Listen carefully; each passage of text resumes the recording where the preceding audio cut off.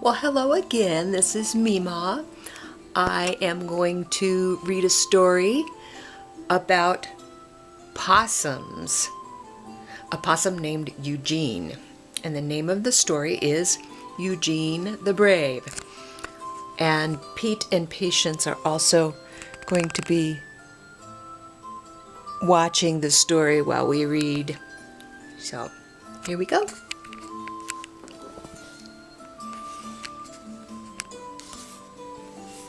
Eugene the Brave.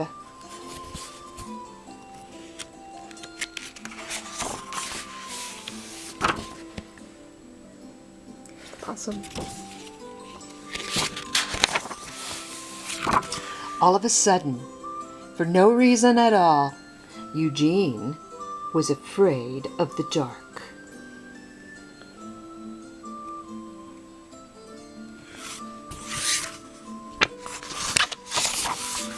But Eugene, said his mother, "You've never been afraid of the dark before." "Well, that may be true," said Eugene, "but I'm afraid now." "There's nothing to be afraid of," said his brother Randolph. "The dark is just when the sun goes down, and sometimes there's a moon. So it's not very dark at all." "And sometimes there isn't," said his sister Geraldine, "and it's pitch black." She tried to stand on her head. "But even when there isn't a moon, the stars are out," said Randolph. "Except if it's raining," said Geraldine, "or cloudy, then it's pitch black." She lost her balance and she nearly fell out of the tree. "Whoops," she said, grabbing the branch just in time. "Eugene," said his father, "we sleep during the day and stay up during the night. How will you learn to look for food and take care of a family of your own if you're afraid of the dark?" "I don't know," said Eugene. "That might be a problem." "It certainly will be a problem," agreed his mother. "I'm standing on my head," yelled Geraldine. "Look, everybody, look! See me standing on my head?" "I can hardly see you at all, Geraldine," said Eugene. He shivered. "It's getting dark, isn't it? The sun isn't out anymore." "That's right," said his father. "It's time for us to get food." "Are you going to be big and brave and come with us?" Eugene's mother asked hopefully. "I'd rather be little and weak and have you stay home with me," he said. "But we can't stay home. We have to get food. You want to eat, don't you?" asked his father. "I'm really not very hungry," said Eugene. "I'm starved," said Geraldine. She tossed a blackberry in the air and caught it in her mouth. "Geraldine and I can stay home with Eugene," Randolph suggested. "That way you can get the food and we can keep him company." "All right," sighed his father, "but something will have to be done about this." Their mother and father went off to find food, and Eugene, Randolph, and Geraldine stayed on the branch of their tree. "It's awfully dark now, isn't it?" asked Eugene in a squeaky voice. "There's a star," Randolph pointed. "See?" "It's a very little star," Geraldine said. "Not a bright star at all." She juggled some acorns as she hung by her tail from the branch of the tree.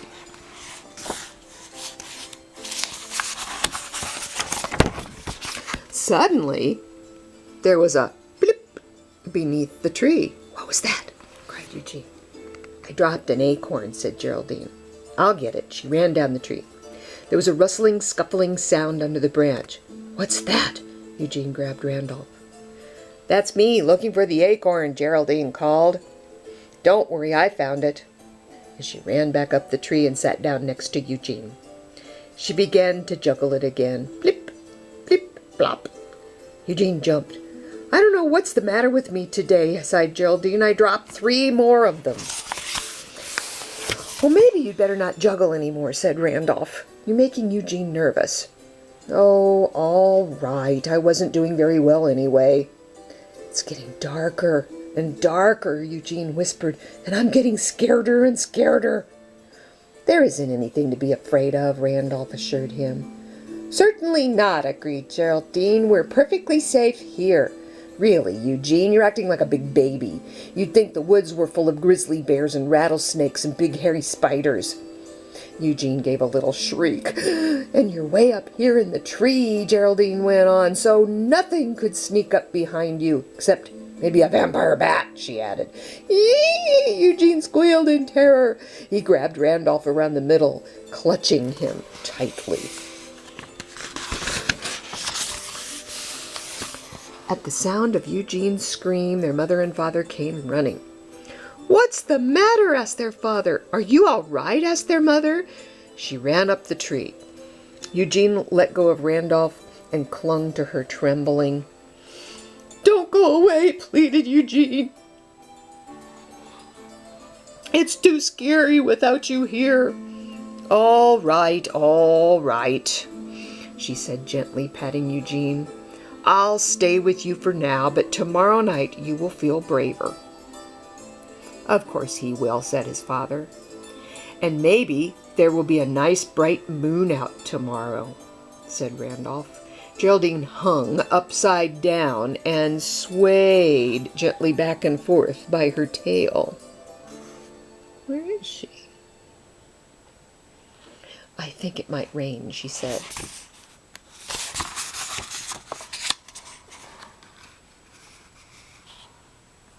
The next evening, after the sun went down, their father said, Come along, Eugene. We're going to look for food now.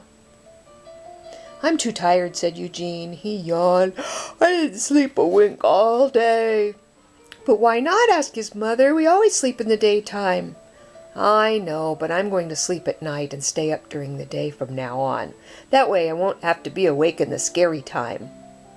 I don't think that's a very sensible idea, said his father. I don't think that will work out at all, said his mother. I think that's the silliest thing I ever heard, said Geraldine. Are you going to stay here with yourself? Asked Randolph. No, said Eugene. Couldn't you stay with me until I fall asleep? I'm so tired, I'm sure I'll be asleep in no time. His father sighed. I don't know why you have to do things backwards, Eugene. This is just not natural, his mother said. Maybe he'll grow out of it, Randolph suggested. Geraldine balanced a chestnut on her nose. Eugene curled his tail around the branch of the tree and hung upside down. He closed his eyes. Suddenly, his eyes flew open and he sat up on the branch. His mother and father and Randolph and Geraldine were sitting in a row, looking at him. I feel like someone's watching me, he cried. We're all watching you, said Geraldine. We're waiting for you to fall asleep. Well, I can't fall asleep with you staring at me that way, said Eugene. You're making me very nervous. The possums turned around so that their backs were to Eugene. Is that better? Asked Randolph. Much better, said Eugene. Thank you. He curled his tail around the tree branch and hung upside down again. He closed his eyes. He was really very, very sleepy. He was so sleepy that he was soon sound asleep.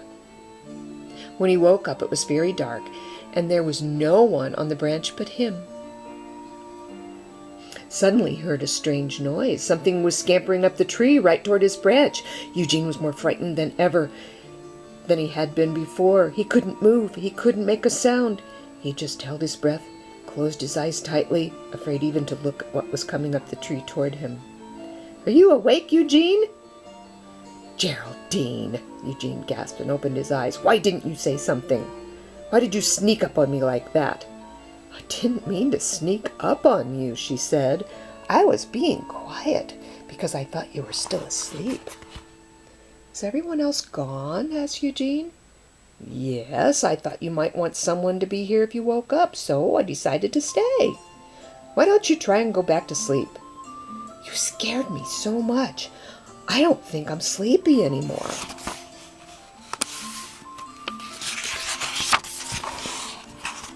Maybe it would help if I sang you a lullaby. I don't know, Eugene said doubtfully. Do you know any nice lullabies? Well, I'll make one up, said Geraldine. She began to sing in her softest, sweetest voice. There are no monsters here. There's nothing you should fear. No giant armadillo hiding in the willow. No dragon breathing smoke will make you cough and choke. No vampire bat with glowing eyes is going to take you by surprise. No ghost in white or goblin green is whispering, Eugene, Eugene. Eugene's eyes opened wide. Geraldine, he squeaked, could you stop singing now? Oh, said Geraldine, sounding disappointed. I was just getting started. Did I make you sleepy? Not really, said Eugene. In fact, I'm wider awake than ever before. From then on, Eugene stayed home with Randolph and Geraldine while their parents went to look for food. His mother and father kept reminding him that he could not go on forever sleeping at night and staying up during the day. But Eugene kept being afraid. One evening, just as the sun was going down, Geraldine said, I've been thinking about you, Eugene, and I have a way to cure you of being afraid. How? Asked Eugene. I'm going to try to scare you. We'll start out with something just a little scary and work up to something big. How will that cure me? Asked Eugene.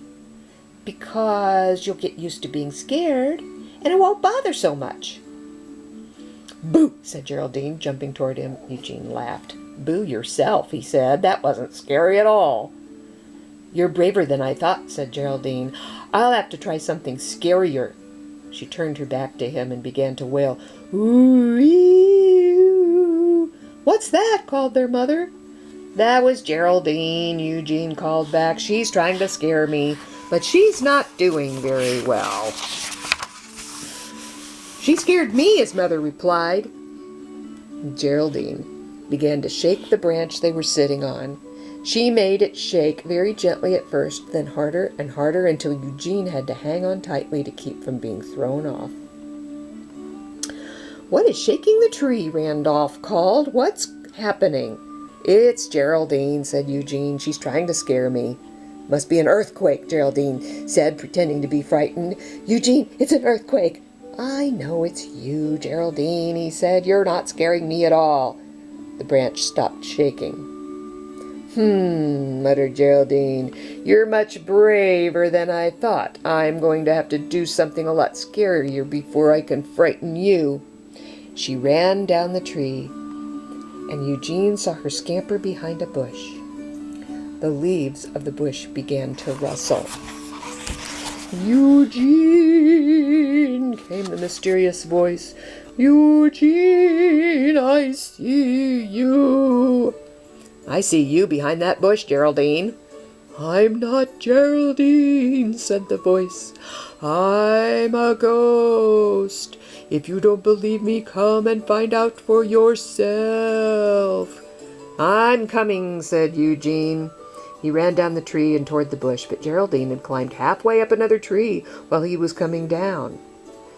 I really am a ghost, and you can't see me, said the spooky voice. I can see you, said Eugene, when you're not hiding. Ooh-wee, wailed Geraldine. She ran down the tree and crawled inside a hollow log. Eugene ran after her as she scrambled out the other end of the log.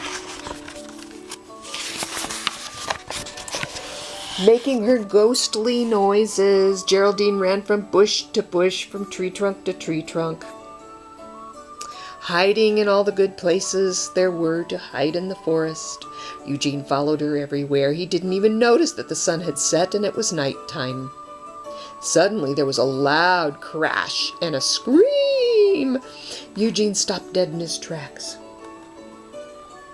Suddenly, he whirled around, trying to see where the noise had come from, but he could hardly see anything because it was very dark. Help! Help! Came Geraldine's voice. Eugene, help me! Geraldine, stammered Eugene, are you still trying to scare me? No, listen to me, I'm stuck. come and help me. There might be snakes in here. Snakes? Eugene's teeth chattered. In where? In this hole. Come and get me out. I'm trapped. Hurry up, Eugene. But where are you? He asked. I don't see you. Of course you don't see me, screamed Geraldine. I'm in a big hole. Well, keep screaming, Geraldine, said Eugene, trying to sound brave, and I'll follow your voice. Be careful, warned Geraldine. Don't you fall in too. I'll be careful, said Eugene nervously. Just keep talking. Just keep looking, yelled Geraldine. There may be poisonous spiders in here too, for all I know. Oh, don't think there are any poisonous spiders around here, said Eugene. He followed the sound of Geraldine's voice, looking over the ground carefully as he walked. Here I am, called Geraldine. Over this way. Eugene found Geraldine in a deep hole, near a raspberry bush. There were twigs and branches all around her. Why didn't you just climb out? Asked Eugene, looking down into the hole. Because I think I hurt myself when I fell, said Geraldine. I don't know if I can even walk. All right, be very calm, said Eugene. I'll get a long stick and pull you out. He found a branch nearby and leaned over the hole. He held the branch out for Geraldine to grab. Wrap your tail around it and hang on, he said. Geraldine wrapped her tail around the branch. Eugene grunted and panted and strained and finally lifted the branch out of the hole. There, he gasped. Geraldine unwound her tail from the branch and sat down next to him. Do you think you can walk? He asked. I'll try, said Geraldine weakly. I'm not sure. She circled around Eugene a few times, walking very lightly. I think I can. We better go home then, said Eugene. It's very dark. It's pitch black, agreed Geraldine. She limped along beside her brother as they walked back to their tree. Were there really snakes in there? Asked Geraldine.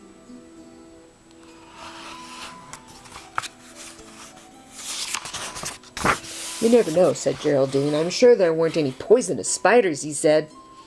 You can't be too sure of those things, said Geraldine, but I don't know why you should worry about snakes and spiders, she added. You of all creatures. What do you mean? Well, you practically saved my life, said Geraldine. You're practically a hero.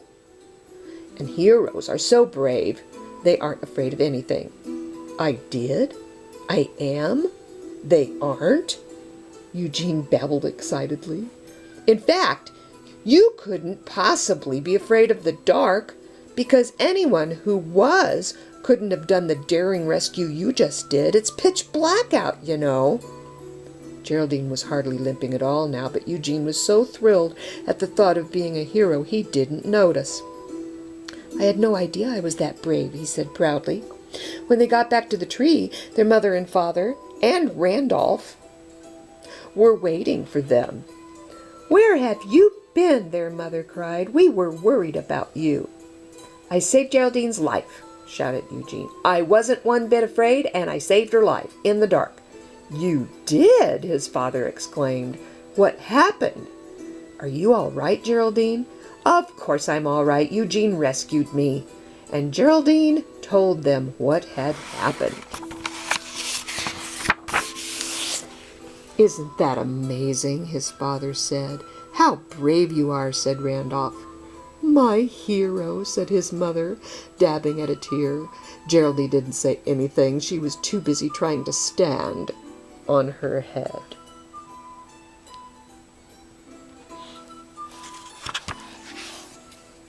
The end.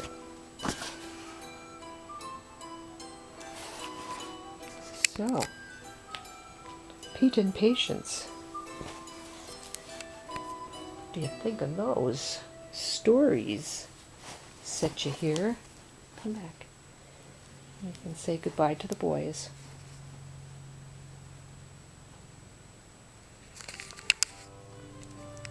Bye. See you next time. Love you.